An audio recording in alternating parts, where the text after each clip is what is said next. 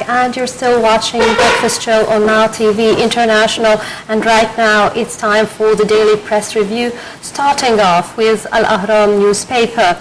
President Abdel Fattah El Sisi met on Tuesday with the first deputy of the Kuwaiti Prime Minister Sheikh Sabah Khalid Al Hamad in the presence of Foreign Minister Sameh Shukri. Presidency spokesperson Ambassador Ala Yusuf said that Sheikh Sabah Al Hamad Al Sabagh conveyed the greetings of His Highness Sheikh Sabah Al Ahmad Al Jabir Al Sabagh, Emir of the State of Kuwait, to President Sisi, emphasizing on the close and distinguished ties between the two countries. The meeting tackled the last development in the Arab region, with President Sisi stressing on the importance of boosting Arab joint cooperation in the face of the current challenges. Joining us now is journalist Dr Nafisa El Sabagh, who will discuss with us this topic as well as other topics on today's press review. Welcome with us. Welcome. Good morning. Well, first of all, I'd like to ask about the significance of such an announcement and meeting. Basically, there had been two very important points during this meeting. The first one that had been tackled, and I think it's the most important of all, is the situation of Syria. Because part of the press conference announced by the prime ministers or the foreign ministers of Egypt and Kuwait, after the meetings, actually, it had been declared that Saudi Arabia had taken the decision of getting involved into Syria as on its own. So it's not a decision approved by Egypt, and it's not approved by Kuwait as well. And Kuwaiti personnel expressed their belief in that the Syrian issue should be solved during political process, not through more intervention into the country. So this is very important, because for now Turkey and Saudi Arabia decided to be on the ground in Syria, and actually Turkey sent some forces into the Syrian lands.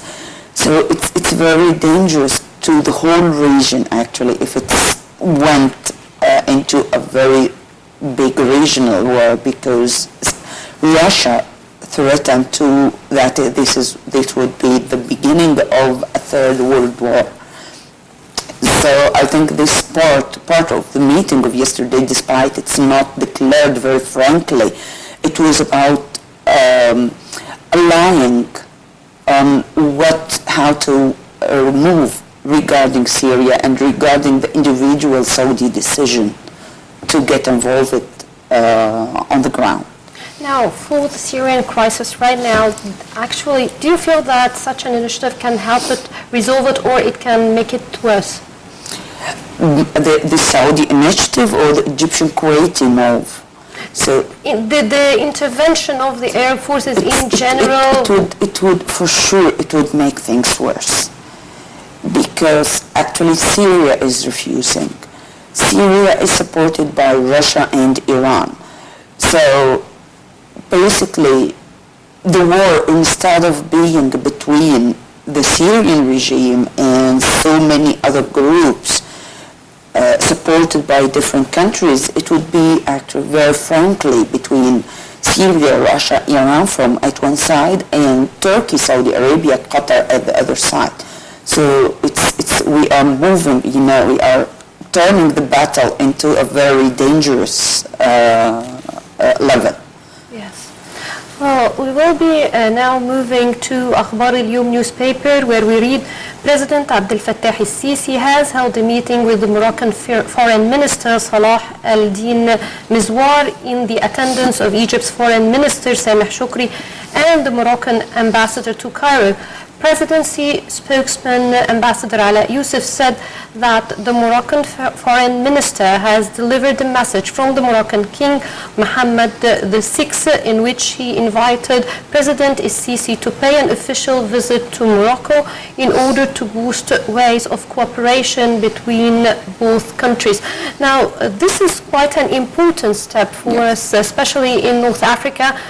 And especially that now Egypt is representing North Africa in the United Nations, in the temporary seat of the United Nations Security Council.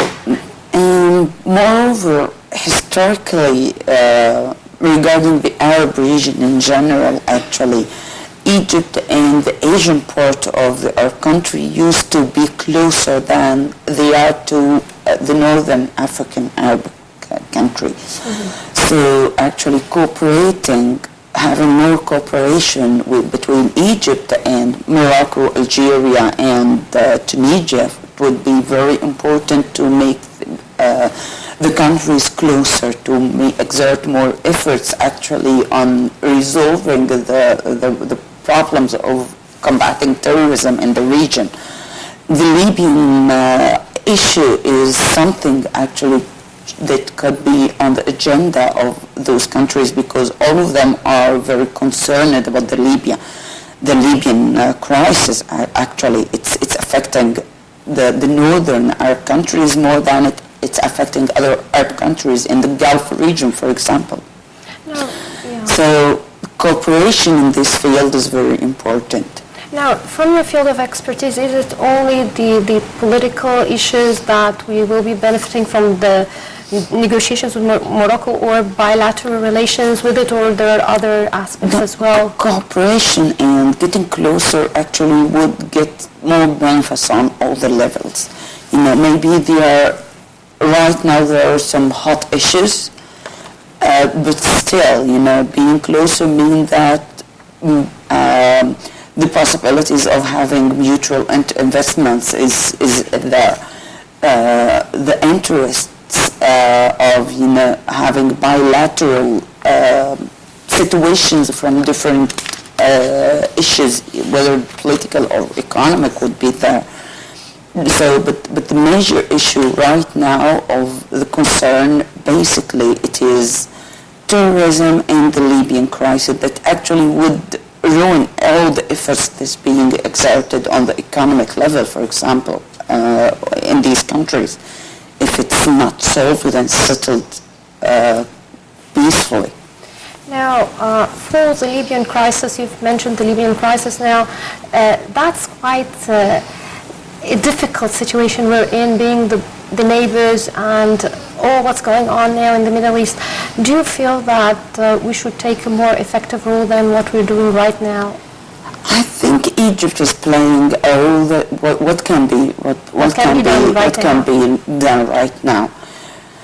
Trying to boost the process of reaching an agreement on the unity government, trying to encourage the world to lift the ban on arming the official military forces, Libyan military forces. So I think this is what can be done, and actually I think Egypt is playing a very important role in preventing a second intervention in Libya, which can be disastrous if it happens without the agreement with the official government. So you tend to believe more that a peaceful intervention is the best solution for that issue? For Libya, I think it might be a little bit different than Syria, because I think they would ask for intervention or help in attacking some point which is the place for terrorism cell. But actually this should not be happening without a pre-request from the rulers in Libya. Yeah. Well, we'll be moving now to Al-Yom newspaper, where we read prominent Egyptian politician and diplomat Boutros Ghali died Tuesday at the age of 94. Ghali served as Secretary General of the United Nations from 1992 to 1996. He received a PhD in international law from the University of Paris and a diploma in international relations in 1949. From 1949 till 1977, Ghali worked as a professor of international law and international relations at Cairo University. Between 1963 and 1964, he held the post of president of the research center at the Hague Academy of International Law. The late diplomat also acted as Deputy Foreign Minister of Egypt under President Anwar Sadat and President Hosni Mubarak. Ghali was the first Arab to be appointed as the Secretary General of the United Nations from January 1992 to December 1996. Then he was the first Secretary General of the organization's International the Francophones from November 1997 to December 2002. The last title he held was head of the Supreme Council of Human Rights in Egypt until his resignation in 2011. Before we talk more about him, we will look at the following report and feature about him. Former United Nations Secretary General and Egyptian diplomat Boutros Ghali died in a Giza hospital on Tuesday at the age of 94. Ghali served in the UN's top office from 1992 to 1996 as the first African and Arab Secretary General. Ghali came from a family with a long diplomatic history.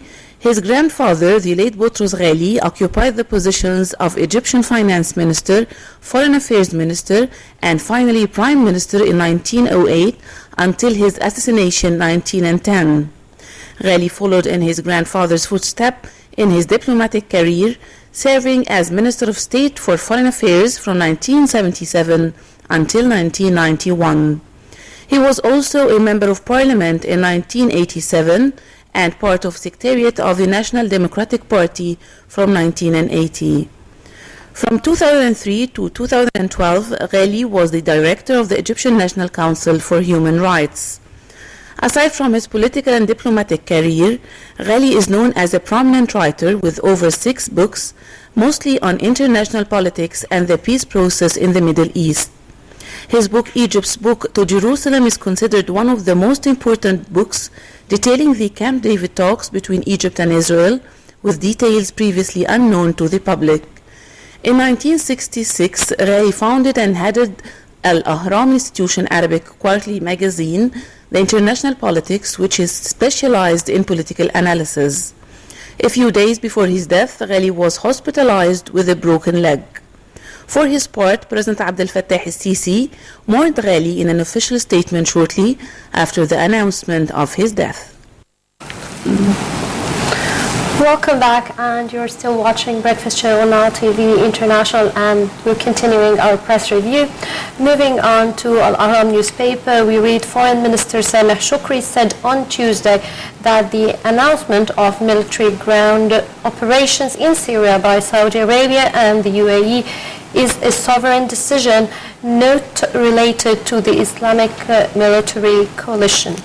In a meeting with his Kuwaiti counterpart, Sheikh Sabah Al Sabagh, Shoukry said that the autonomous decision by the Gulf states is one that was undertaken as part of their own foreign policy initiatives.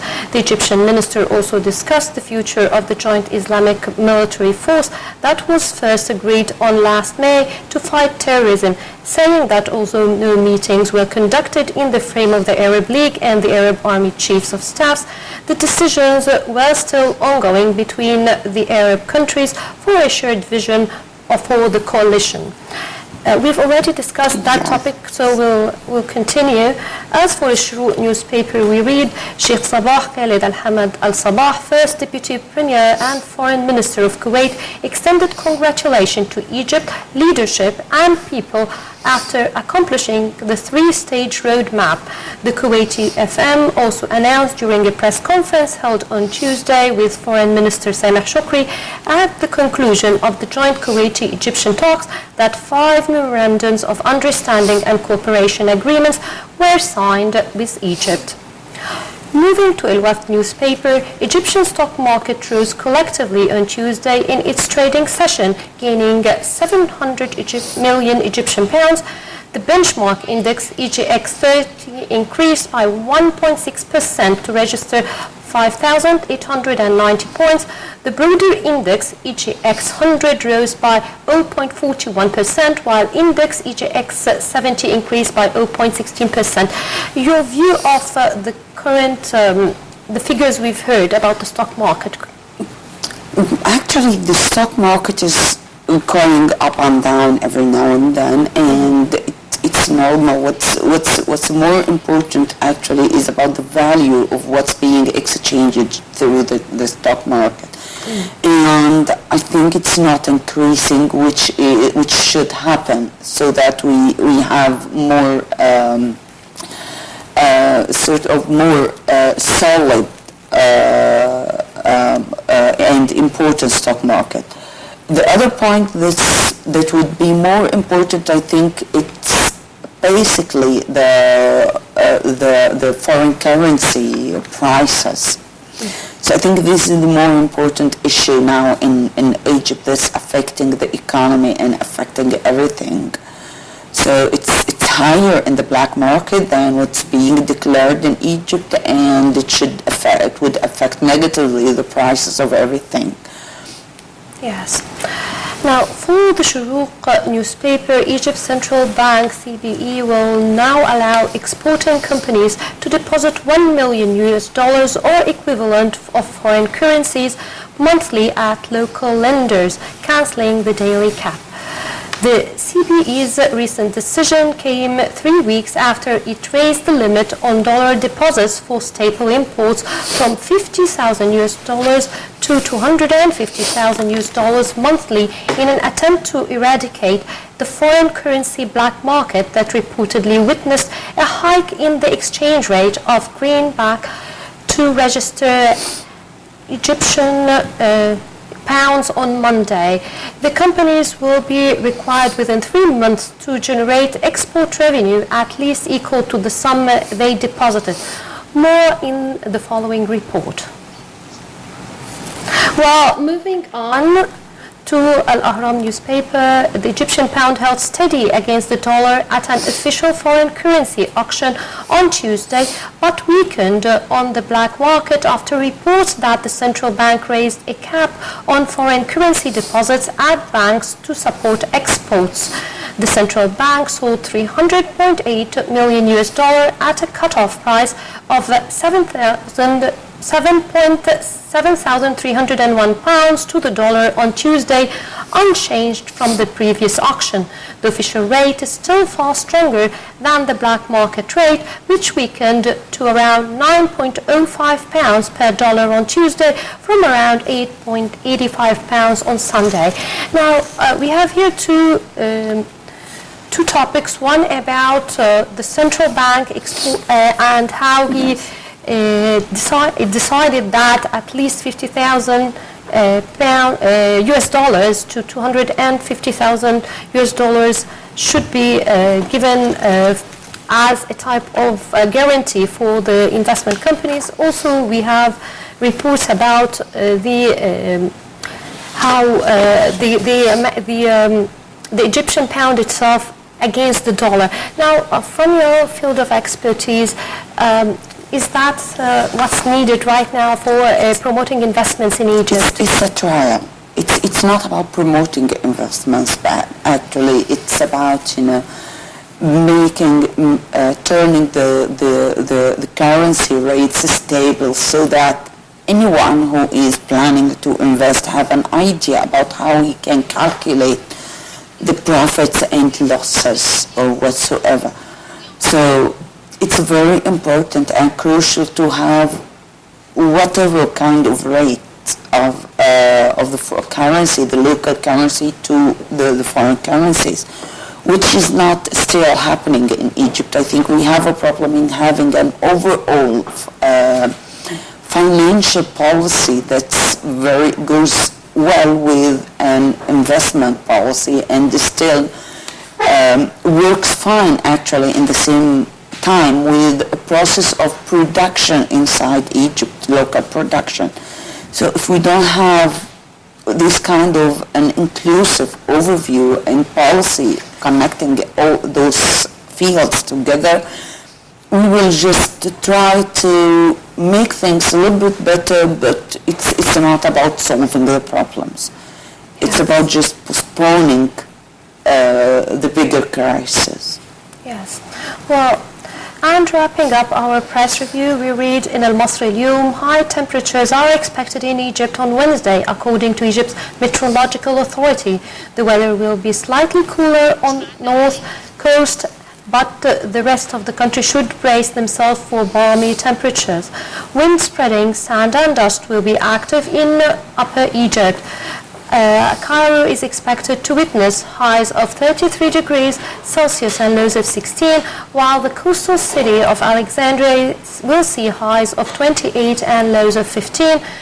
For Sharm el-Sheikh, it will witness highs of 30 and lows of 20 degrees Celsius. Meanwhile, the warm weather is expected to last until the end of the week before the temperature starts decreasing again. And that wraps up today's press review, and I'd like to thank you very much. Thank you very much for being with us today. Thank you, and we'll be back after the break, so stay with us.